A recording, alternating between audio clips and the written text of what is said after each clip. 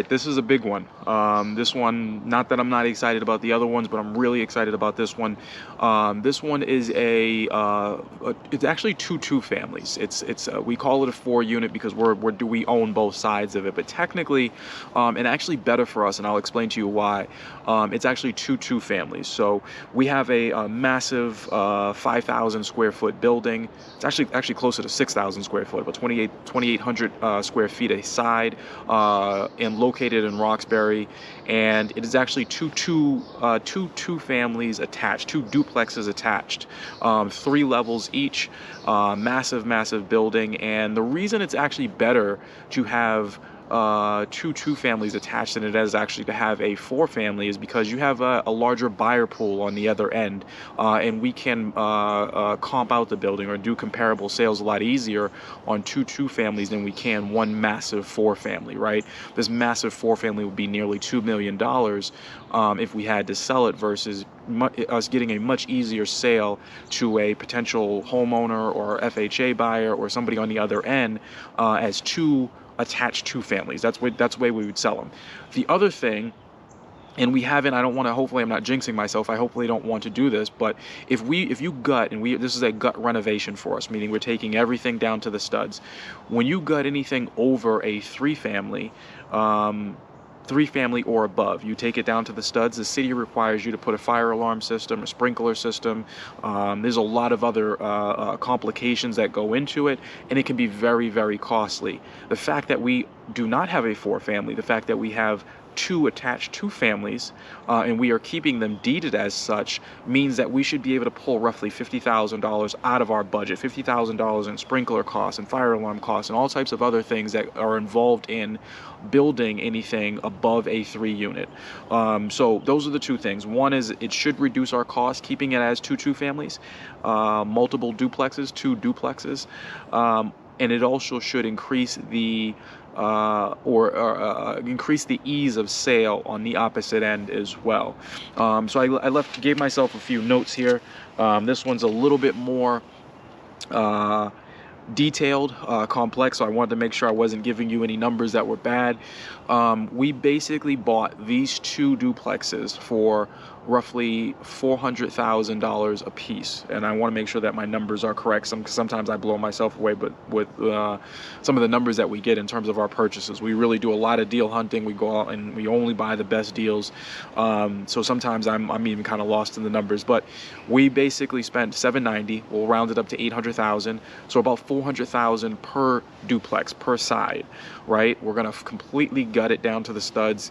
Again, it is 2,800 square feet. Each unit is going to have a 4-bedroom 2-bath and then a 2-bedroom 1-bath, so more of a family style unit and then an apartment style unit.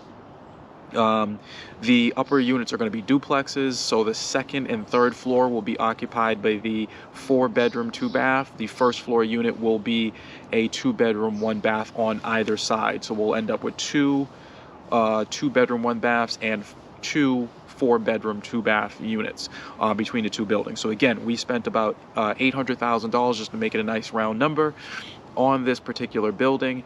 And then we are putting about $550,000 in terms of renovations between the 2, roughly $275,000 or $100 a square foot between each of those buildings. So if you add those 2 numbers up, you end up with $1.35 million, $1,350,000 is what we would be totally in for. And then we also add numbers, just like you've seen on prior videos, for financing costs and holding costs. Obviously, all while we're doing this renovation, we are going to be paying taxes and insurance, and we're going to be paying our mortgage payment. We're going to be paying for porta potties and dumpsters and all types of other things. The dumpsters are actually put it into the rehab budget, but porta potties and just things that get stolen off the site, tools that get misplaced or lost or whatever that may be. So there's another $100,000 in holding and miscellaneous costs in there. So $800,000 purchase, $550,000 renovation, $100,000 in financing holding costs puts us at $1.45 million.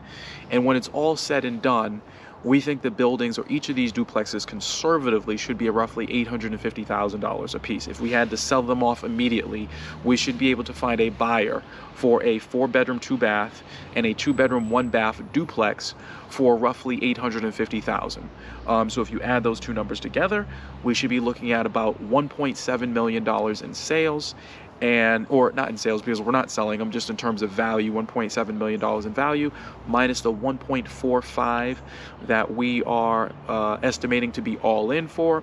We should be looking at roughly $250,000 in equity spread, that we've created here, right? $250,000 or $250,000 in equity that we've created through this buy renovation.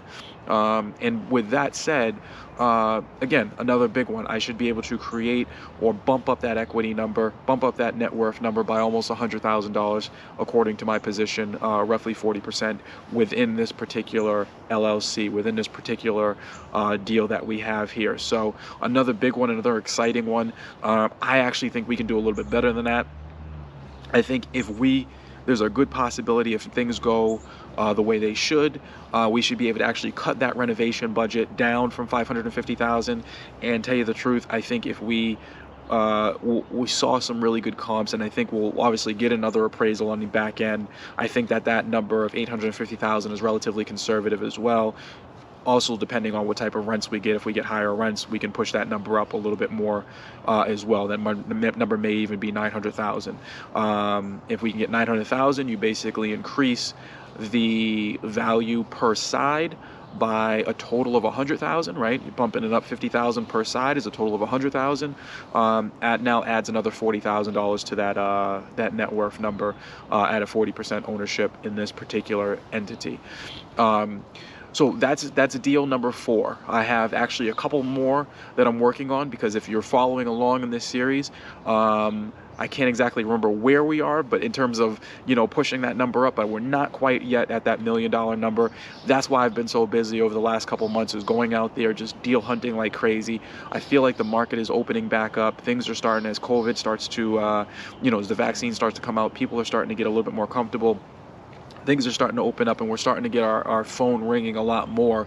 So we're evaluating a lot more deals, taking a lot more time, going to a lot more showings, and I have a couple more projects. But the next video, I want to give you an update. I'm going to give you the breakdown of the numbers, exactly where we are today in terms of what's happening, in terms of value increases and debt pay down and everything else, and kind of give you a first quarter update in terms of this 12-month goal that I'm on.